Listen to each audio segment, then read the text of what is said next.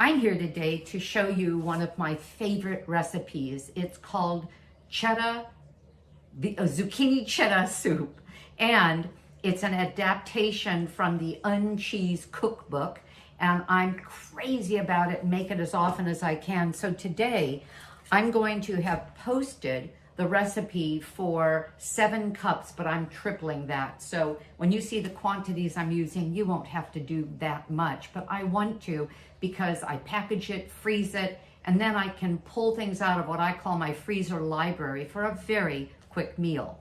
The soup begins with vegetables that are cooked, just put into water and cooked, not even broth. At first I thought, oh, I can't cook this without broth, but I'm doing it in water the way the directions say, and it's fabulous. And then to add flavor, I'll put some of that vegetable broth with some vegetables in the blender with things like tamari and nutritional yeast and tahini, that sesame seed paste, and some red bell pepper to give it that color of a cheese sauce, and some cashews. Oh my gosh, is this a fabulous soup. Everyone who's had it loves it. So let me begin. I just want to show you the vegetables that I've used.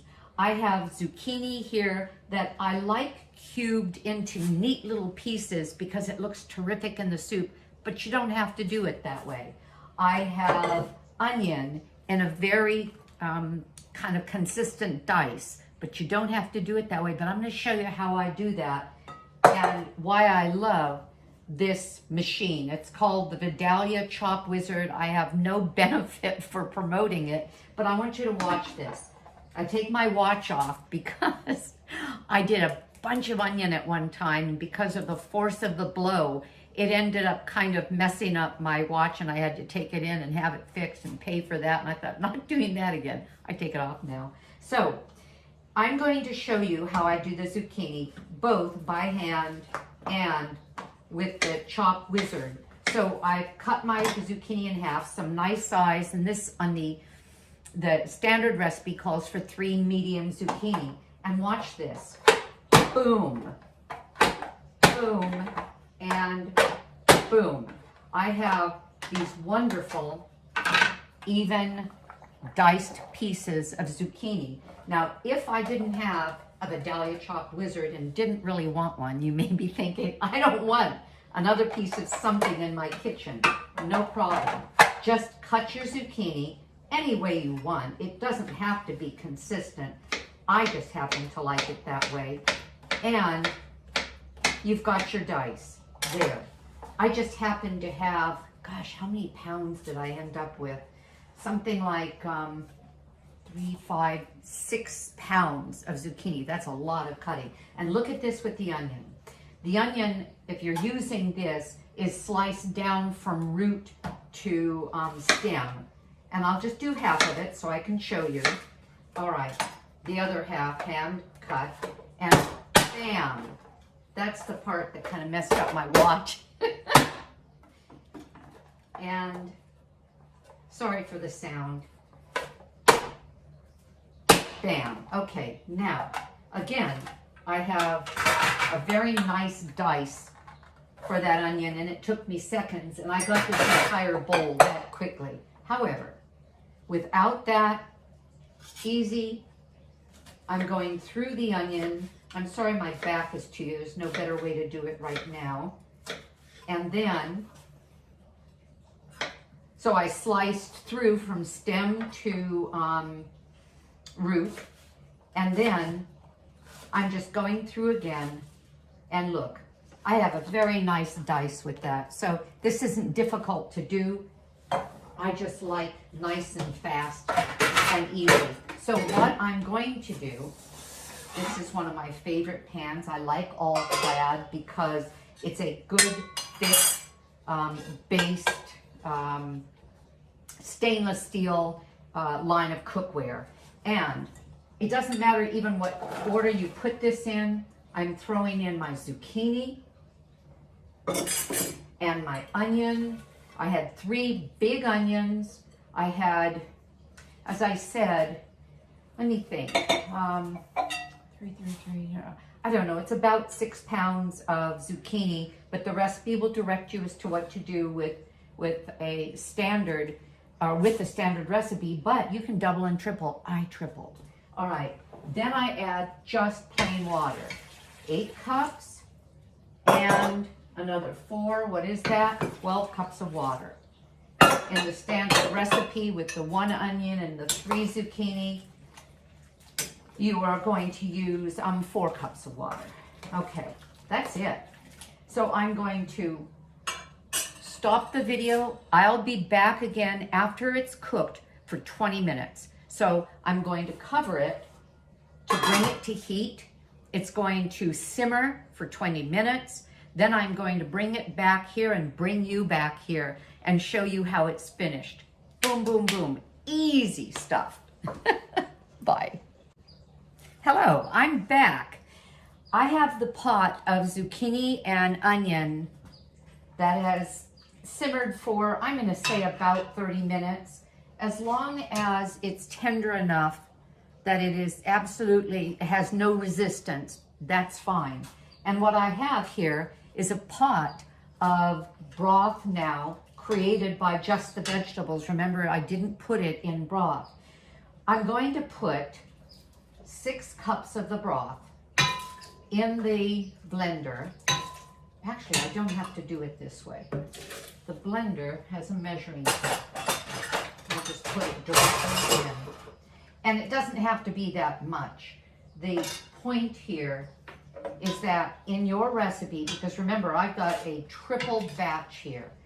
And really, what I want mainly is the broth. If you want your soup to be chunky soup, oh man, here, there.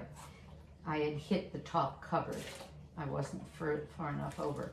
If you want your soup to be chunky soup, as I do, I like the pieces of vegetable in there, surrounded by this cheesy, wonderful broth, then you want broth with just a little bit of the veggies. Okay, I think that's enough.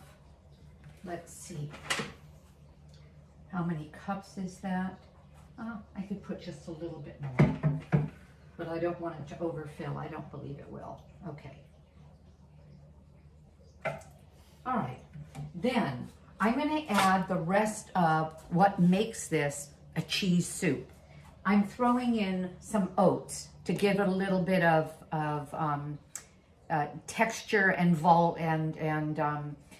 thickness. And this is instant oats. If you don't have instant oats, I use organic. I use gluten-free. If you don't have instant oats, but you have rolled oats, put them in your blender for just a little bit. And that's what this is. It's just broken up. As a matter of fact, when we travel and we bring our own cups, and we don't know that we could, because we're whole food plant-based, we don't eat animal product, we're pretty well left with oatmeal in the morning and fruit. And if we're in a country where savory is breakfast, like in Asia where they serve noodles, we're fine. But if, like when we were in England, we had oatmeal every day or a porridge every day. We just brought our instant oats, added boiling water to it, had berries we got from the market, and had marvelous breakfasts every day. So I'm putting in the instant oats. I'm also putting in the thing that gives the umami, the thing that gives the cheese flavor, which is nutritional yeast. It looks like this. I get unfortified. The fortified nutritional yeast is great, but I can't have folic acid. If any of you, here I go. If any of you have ever been tested and you have a genetic mutation called MTHFR, sounds like a nasty word, MTHFR, it means that you can't assimilate folic acid. You can assimilate folate from all your greens and all your beans and grains, but not folic acid, which is an additive.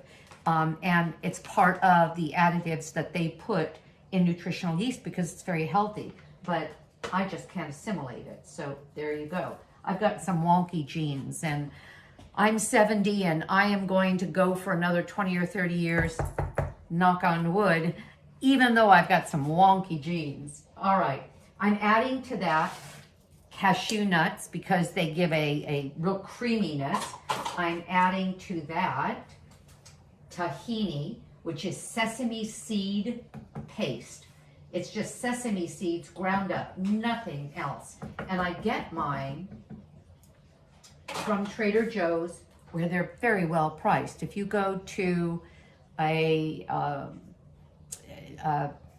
nutrition store or a health food store, quite often, well, you'll always find tahini, but quite often it'll be 2 and 3 times as much. This, I think, was $3.69 or something like that. And I roasted red bell pepper in order to give me 1.5 cups. And it took me, gosh, 3 nice size red bell pepper. I'm Italian, and I grew up roasting bell peppers and then having them with a touch of olive oil and a touch of salt and pepper. I don't do oils anymore either. They're processed. But I'm used to this food and absolutely adore it. Well, you're going to want it because it's going to give your soup the color of cheese and the flavor that adds a little bit of sort of a sweetness to it. Then I'm adding tahini. No, not tahini, tamari. Tamari is a fermented soy sauce, and I always get the gluten-free. You can find it not gluten-free. You can also find it lower sodium, and I have that as well. I just had this bottle out. And if you don't want to roast your own peppers, you can get these from Trader Joe's too, fire-roasted red peppers. I tripled this recipe, so tripling the recipe would probably call for 2 jars, and you drain them and hold on to the juice from it because it's a wonderful, rich flavor that you can put in broth soups to add almost a sweetness and oh gosh, just an additional flavor without even having to put in bell peppers. And then I have a little bit of salt. I have oregano. Gosh, I hope I can blend this and not go over the top. It might. And then I added some dill seed, not dill weed, dill seed. This is different. It's actually a seed, almost like a cumin seed or a coriander seed, and it does make a difference. Don't use the dill weed if you don't have this. And then I've got some chopped garlic, and I have lemon juice. Now what might happen is this might go over the top. So you know what I'm going to do? I haven't tripled the recipe before, and I'm worried about this. So I'm going to take some of this broth away and see what happens, because we don't want a disaster. I want this wonderful soup the way I've had it before. I've doubled the recipe before. As a matter of fact, my feeling is if you're going to make a mess worthwhile. And double or triple recipes, then have a library of frozen foods in your freezer that you can then grab for a quick meal. We do that constantly. I'll go out. We have a freezer in the garage as well, and that helps. Now, I'm sorry about this sound. Well, I'm just sorry about it. So let me get this done.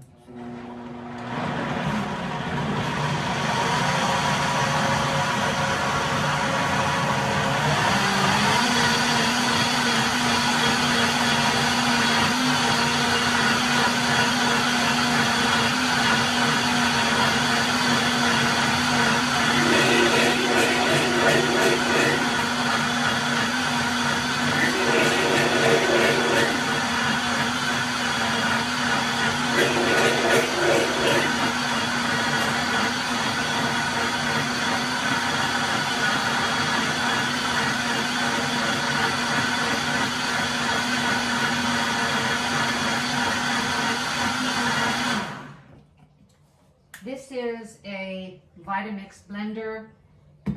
If you don't have one and you can make really good friends with somebody and get it for your birthday, Christmas, Mother's Day, Valentine's Day, you can get them at Costco on sale. They are marvelous because they have the heaviest motor of any of the, I'll call them non-commercial blenders. And even they can rival some of the commercial blenders. And without this, it's harder to do some, well, for example, my smoothie in the morning. My smoothie has whole, hard vegetables, a carrot, a celery, a big fat beet, a half of a lemon, And then a bunch of frozen things like frozen banana, massive greens, pomegranate, cranberry, all of those frozen. And boom, with a little bit of almond milk and then water, it comes out, well, as smooth as this. Couldn't do that with a regular blender. And a food processor doesn't give you that result either. So did I show you this? I don't think I showed this to you. See, it's just soup, but rather flavorless because what was it? Onion, zucchini, water. Now, this is where we get the flavor. Look at this. Doesn't that look like a cheese sauce? Let's see if you can see this a little more closely. Look at that. Oh, sorry. Oh my gosh, that's so good. All right. I'll put all this in. I don't like wasting anything in the blender, so I just keep blending and blending. Now I learned something. Let's see if I can get this done. On the blades, you have some of the food stuck, and I don't want it stuck, and it's hard to get it off the blades. So I am going to turn it on gently so that the blades, so that the blades clean themselves by by centrifugal force. And then all I'm cleaning are these flat surfaces of blender. You're probably thinking, man, you're leaving us. Just let it be. And I can't. I can't waste anything. All right. Now this should be dinner tonight. But I already have something else planned. I just wanted to do this to show you. Now, this is my soup. I'm going to put it back on the stove on a let's say medium-low heat to thicken it. And it will thicken. Why? Because we have that oatmeal in there. Whole grain, plant-based. Everything in here is whole grain, plant-based, no oil, no egg, no animal product, no butter, all whole foods. And it will thicken and it will taste as good as it looks. If you want, now please don't ever think that when you get a recipe, it is etched in stone. You taste it and you think, I think this would be good with smoked paprika, or I think this would be good with, as a matter of fact, I'll do that after we're finished. I'm gonna put some cayenne in there. I like a little, or harissa, jarred harissa sauce. You can get that at Trader Joe's. You can get it anywhere, but I like their brand. A little of that because it's like fire, a little bit, unless you want a lot. Anyway, I'm done. I will post this with the recipe. Visit me on nansimonsen.com. Watch for me on Facebook and Instagram. I am whole food, plant-based, dedicated to the movement of getting more people any age, but especially we baby boomers who, quite frankly, are falling apart, to have 20 and 30 and 40 more years, depending on your age. Like the Blue Zone people, we could do it. We just have to make some lifestyle adjustments, and I know we will. Bye.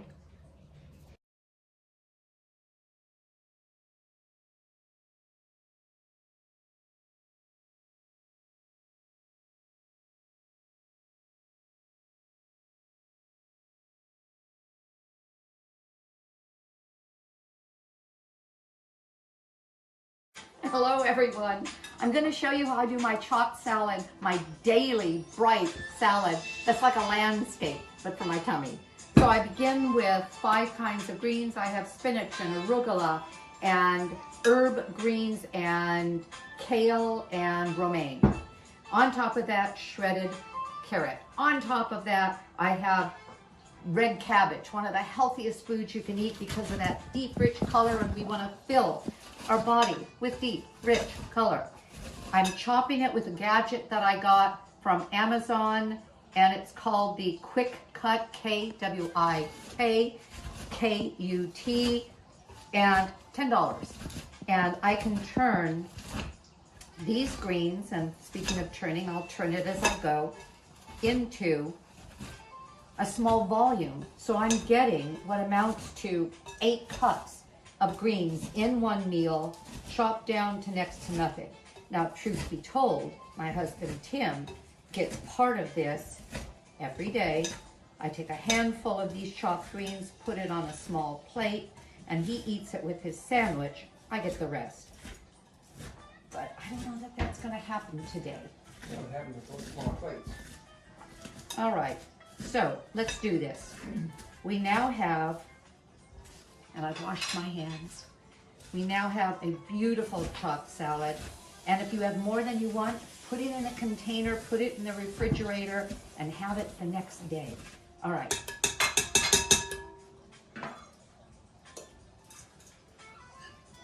We have enough chopped salad here to fill this to my liking. I'm going to put this aside, and Tim and my camera person, Jackie, are going to have it today for lunch as well. All right. Take it away. Now, how am I going to make my salad? I'm going to begin with what goes in the middle. Sometimes I don't. Sometimes you know what? Let's do that. These potatoes, favorite. They're called Stokes, S-T-O-K-E-S, 350 degrees for an hour. Look at that color, magnificent. I'm going to start with a favorite combination. 3 slices of the Stokes across the middle, and take the skin off. If you weren't watching, I would eat the skin. Haha. Because there's a lot of nutrients and fiber in the skin. And then to add some additional color, I make my own hummus. And this is a roasted red pepper hummus. And there. Clean it up a little bit. Okay. Now, I'm going to add black beans. Yum, yum, yum, yum. All right. I'll put them right here. I use about a half a cup to 3/4 of a cup of beans. That gives me a great amount of protein for the meal. I think to make it fun and pretty, I'm going to add white on either side of the black beans. And this is jicama. Great resistant starch vegetable. Terrific for a microbiome. Pile it here. And then I'm going to use cauliflower that I've chopped up on the other side for contrast. Looking really beautiful. We eat with our eyes. So my system will be satisfied with all this color. My palate will be satisfied with all the flavor. And my microbiome will be satisfied with all of the fiber. I'm going to add, I love chopped pickles, but I get the kind that are probiotic because they are in a brine, and you buy them in the refrigerator, and it's a probiotic brine. I get these at Trader Joe's. You can get the refrigerated one like Burpees anywhere. And then I'm going to add some more color. This is persimmon. It's the persimmon that is meant to be eaten hard, not soft. I believe they call it Japanese persimmon. Look at the color, people. Oh, so pretty. And then I'm going to add chopped black olive.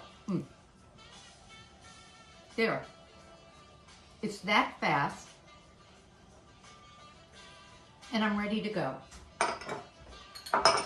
When I'm ready to toss this, I'm going to put some sliced green onion, and I'm going to add my favorite dressing.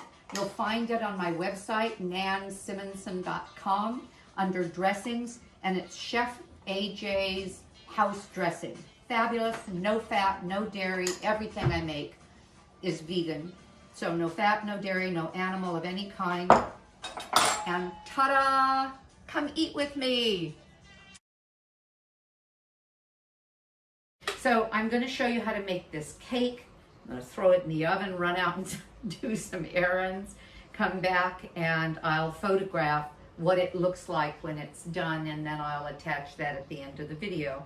So this is super simple, but as opposed to that, let's say, chocolate brownie cake that you might buy at the store that has every emulsifier, preservative, chemical, massive amounts of salt and sugar and oils. There's no dairy because whole food plant-based is based on just that, plants. So there's no dairy, no eggs, no obviously butter, no oil, no sugar, and it's fabulous. I hope you try it and I hope you agree. The other thing I want to say is that our tastes evolve. When I began eating plant-based, I missed some things that were so highly palatable that I was hooked on them. When you go through fast food restaurant, they nail you with sugar, oil, and salt. Even in French fries, you're going to have that trinity of ingredients that render you incapable of stopping and looking forward to it as often as you can. As you move away from that, and it's been so long for me, I taste things differently than you may. I can go through a huge salad with a fat-free salad dressing, no salt on it, no sugar anywhere, and massive amounts of vegetables and starches, healthy starches, and be in heaven. It kind of takes some time for some people to get there. So let's start this recipe. I'm going to begin, and you're going to be shocked by the ingredients and how easy this is. This is going to be a brownie cake. I've already prepared the pan. I don't oil the pan either. This is an 8-inch square cake pan, and I've lined it with parchment paper. Parchment paper looks like this. You can get it at Smart and Final, in markets. You can get it at Costco. Best price is Costco by far, because in markets they sell very thin rolls and they're rather pricey. And I left some extra on the edges so I can help pull it out that way. So I'll put that here until I'm ready to go with it. And this is my food processor. This one happens to be a Cuisinart. I like the brand. Okay, so I'm going to begin with a cup of mashed sweet potato. Can you believe that? Sweet potato is not the same as a conventional potato. It's actually healthier. You're going to find more vitamins, more minerals, more fiber in a sweet potato, especially the orange and the purple ones. Let me show you what I started with. This is what I started with. It was a purple skin, white fleshed sweet potato that they call the Japanese sweet potato. Lovely. I have next to it another purple skin but purple flesh sweet potato, and I've used this for this as well. This is a Frida's Stokes. Frida is the name of the brand. You can even get these online. It's a heirloom and specialty food creator. Frida's. And then this is Stokes, S-T-O-K-E-S, sweet potato. And I am crazy about this, partially because I know that anything this deeply colored is fantastic for our body. We're going to have anthocyanins in it. We're going to have, which are antioxidants. We're going to have far more nutrition, phytochemicals, phytonutrients in this than this, but still good on both of them. So I just wanted to show you that. I'm going to add to that garbanzo beans. Buy a can of organic garbanzo beans. Got those at Trader Joe's. I have one near me, and so you'll see I use Trader Joe's a lot. I got the sweet potato at Trader Joe's for, what, 79 cents. The Frida Stokes are where I buy them at a health store like, like Whole Foods. They sell them by the pound, and they're $2.50, $2.60 a pound. So that was a pound sweet potato. It was $2.60. Still a deal when you consider the nutrition. All right, so I have sweet potato. I have garbanzo beans. I'm putting in dates. The recipe, and it's going to be here on the site. The recipe for this chocolate cherry brownie calls for 6 to 8 dates. I went ahead and used 8. I use the medjool dates. There's medjool dates, and there is a smaller, darker, drier date. Oh gosh, I just lost the name of it. But I like the medjool because they're softer, they're larger, but you want to be sure to check, even if they say they're pitted, and make sure there's no pit, and then pull off this little stem if the stem is on there, because it'll grind up but still stay kind of woody in your recipe, and you don't want to hit that. So those are a couple of tips about using dates. You can get the organic, I use organic, you can get organic dates in a 2-pound container at Costco for a very good price. They're not pitted. It doesn't take that much time to break them apart and pull out the pit. So I have 8 dates in here. I'm going to put from these garbanzo beans, because the recipe said drain but save the juice. The juice from garbanzo beans, or even any bean, but people usually use garbanzo beans.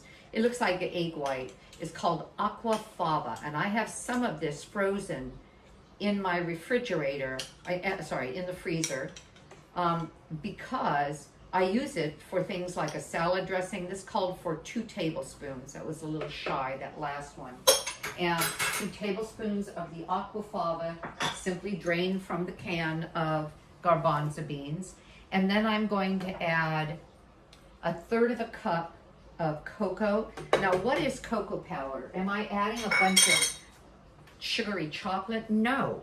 This is cocoa powder. I get organic. This happens to be organic fermented. You don't have to do all of that. Trader Joe's has an organic cocoa powder for like $3 a bag.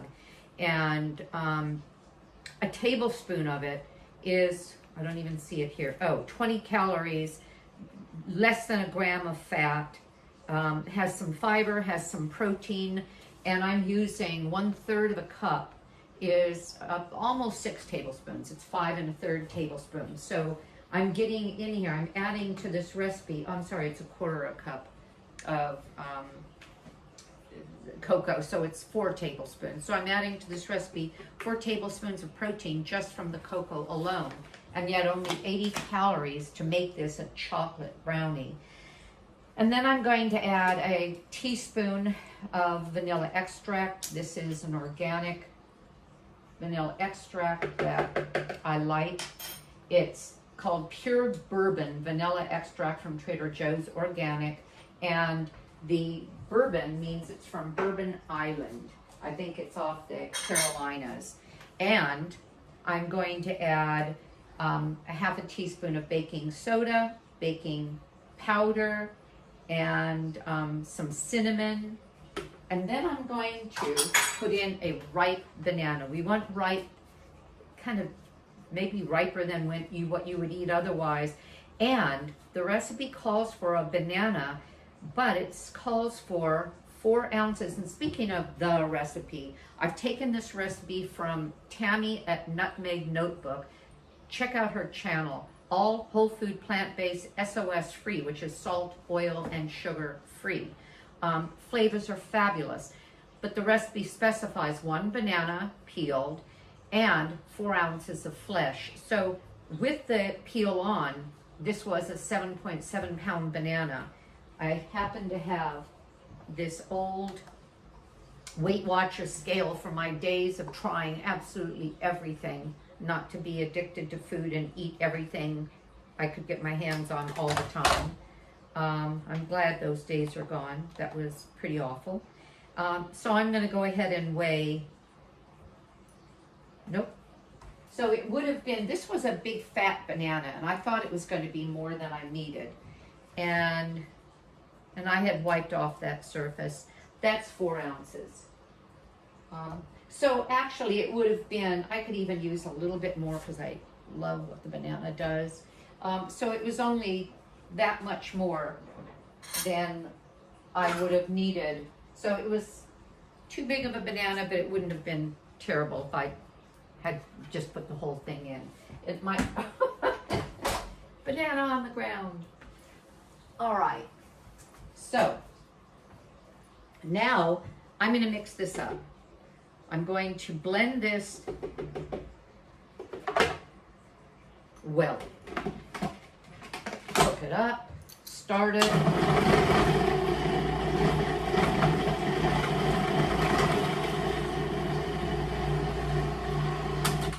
So what did we have here that added moisture? We have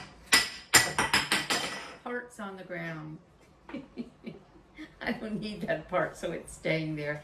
That was the plunger for the food processor that you can use to plunge things, but also to add anything that you want through that you want to enter as a dribble. Now let me make sure I have everything I needed here. We have the banana, that was moisture. We have the sweet potato, that was moisture. Garbanzo beans, the aquafaba. That's all the moisture we're getting here. So we need to get this mixed up. The last time I made this, actually I used it as a celebration cake as well. It's really a brownie cake, but I'm gonna put a candle. I'm gonna put some frosting that is made of dates and cinnamon and I don't know if I'm going to use the cocoa powder, but there are several recipes that I'm looking at, and I'll have to decide because I'm just going to put just a little bit in the middle and then put the candle on that so that each piece, oh, I know what I've forgotten. I wanted to add this now, right? The cherries. Oh, do I want to put the cherries? Yes, cherries now. This is the, I'm going to call it rogue ingredient. This is a half a cup of frozen cherries defrosted. Got these at Trader Joe's. They were only $2.50 for the bag. You would think, oh, that ingredient might be a really expensive ingredient. Beautiful, dark, pitted cherries. $2.50. $49 actually. All right. Now we've got that extra moisture. I don't know if you've used a food processor, that it starts pulling the ingredients through it. And our job is to clean the sides. Our job is, I don't know if you heard a word of what I said, but our job is to clean the sides in case something gets stuck. And actually, this is looking just beautiful. Look. Yum, yum, yum, yum, yum. I think this is about as mixed as I need it to be to this point. And I'm going to, oh, this is so pretty. Okay. Now I'm going to add the last ingredients. What's going to turn this into a cake. And I'm going to start with oats, 1 cup of rolled oats. Yes, you're getting a vegetable bean oat dish here. I mean, this is like a casserole. The only thing that makes it not a casserole is the cocoa. It makes it dessert.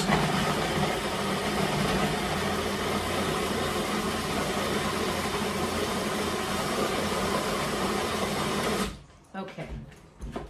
Wanted to get it blended. I'm going to do it one more time because remember, our job is to get the things on the sides incorporated. So I'm going to run it all the way down the middle or the edges. Okay, and blend that one more time, and then we'll put in the rest. Whoa, hey, it kind of exploded all over everything. No harm, no foul. I just didn't want that exuberant of a workout. Okay. Sorry about the sound. I'm going to do this one more time. There. Okay. We have the oats mixed in, and then finally I'm going to add, now this is optional, a tablespoon of cocoa nibs. Now this is kind of interesting stuff. They take the shells from cocoa, the inside is used for the powder, the shells and they crack them up and they grind them up, and that's called nibs. Let me show you. And some people just eat these and chew them. Now you're going to end up with nibs in the all over your teeth, but yeah, it's not the end. Okay, and then I'm going to add some walnuts. You don't have to. I love nuts in everything, and so they are. And so what is whole food plant-based?